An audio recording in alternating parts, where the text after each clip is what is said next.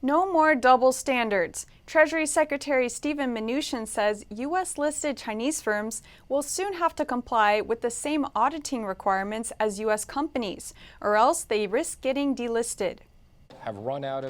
U.S. Treasury Secretary Steven Mnuchin says Chinese firms that fail U.S. accounting standards will be delisted from U.S. stock exchanges as of the end of 2021. Mnuchin and other officials recommended the move to the U.S. Securities and Exchange Commission last week. It would ensure that Chinese firms are held to the same standards as U.S. companies. At the White House press conference, Mnuchin said the SEC is expected to adopt the recommendations. The proposed crackdown is pushing more and more Chinese firms to consider delisting from U.S. stock exchanges and getting secondary listings in Hong Kong. Chinese firms have taken advantage of U.S. capital markets for over a decade while operating under lax standards. The Chinese regime refuses to let the United States audit its U.S.-listed firms, citing state secret laws.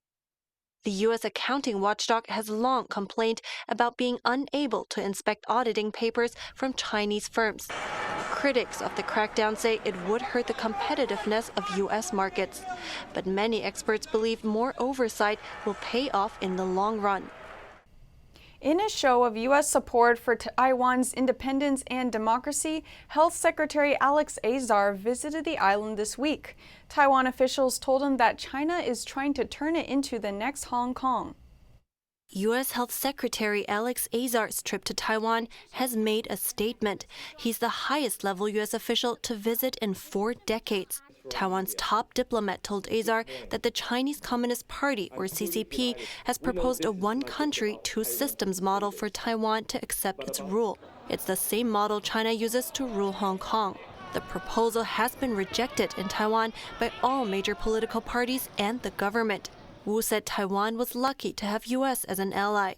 We are fortunate to have good friends like the U.S. and its enthusiastic members, like Secretary Azar, who was always there supporting each and every fight of Taiwan for international space.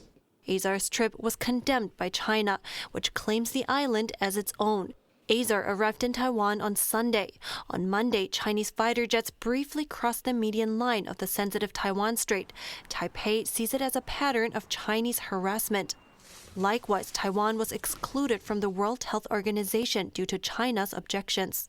Azar said Taiwan's successful fight against the virus should be recognized. The United States believes that Taiwan's accomplishments should be recognized on the world stage, and that Taiwan should be able to share these lessons and its world-class expertise in international fora. Taiwan has kept its infection numbers low, thanks to early and effective prevention efforts. And American Thought Leaders host Jan Jekielek sits down with COVID-19 whistleblower Dr. Li-Meng Yan, a virologist from the Hong Kong School of Public Health. She says in late December, her supervisor asked her to secretly investigate a mysterious virus in Wuhan, China. In mid-January, she was asked to quietly look into it again. What she discovered was a situation far more serious than the Chinese regime was admitting, and that the WHO knew about it too, but wasn't taking action. So she made a brave decision. Okay, so tell me, why did you decide to go public with this, knowing the risk? Okay, because I have been sent twice for this investigation, and back to mid-January when I did the second investigation, I realized the real situation is worse than I thought, and no action from WHO to CCP government to overcome this. So at that time, 17 January, when I see these things, I decide to tell it through my own way. I had to find a way to tell the world, at least to let our government understand their huge pressure from outside. You have to do some action. Not suspend the research from overseas expert.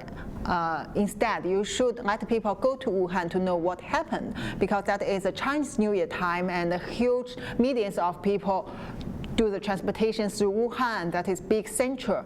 So it will make the, outbreak soon.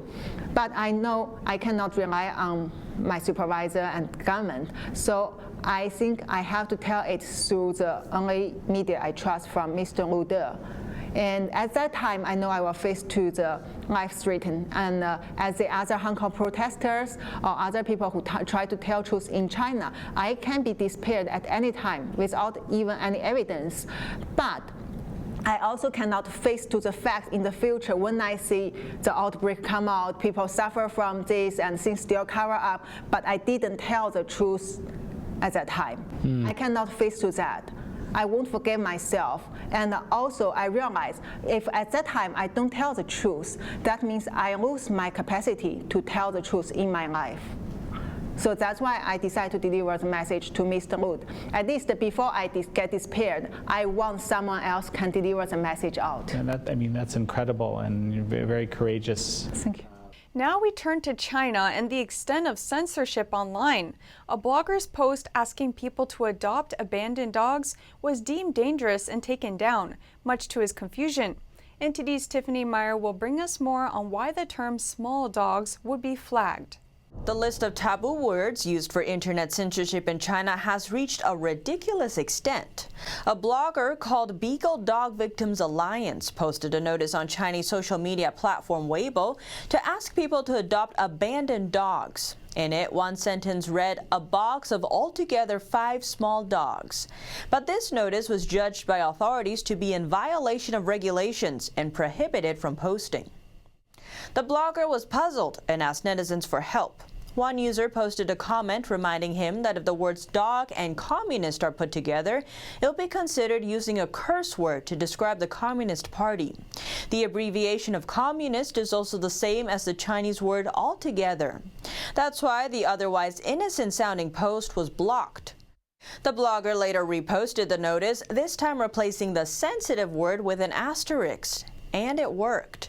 There are also other words that are not to be paired with the word communist. For example, donkey or bandit. It said if the words communist bandit are written together, the blogger may be detained for 5 to 10 days. Beijing sanctioned 11 U.S. citizens, including Senators Ted Cruz and Josh Hawley. They have been outspoken against the Chinese regime's actions in Hong Kong. The new sanctions come after the U.S. sanctioned high-profile Hong Kong officials, including Carrie Lam. Now, American banks there are suspending the accounts of clients who are now sanctioned.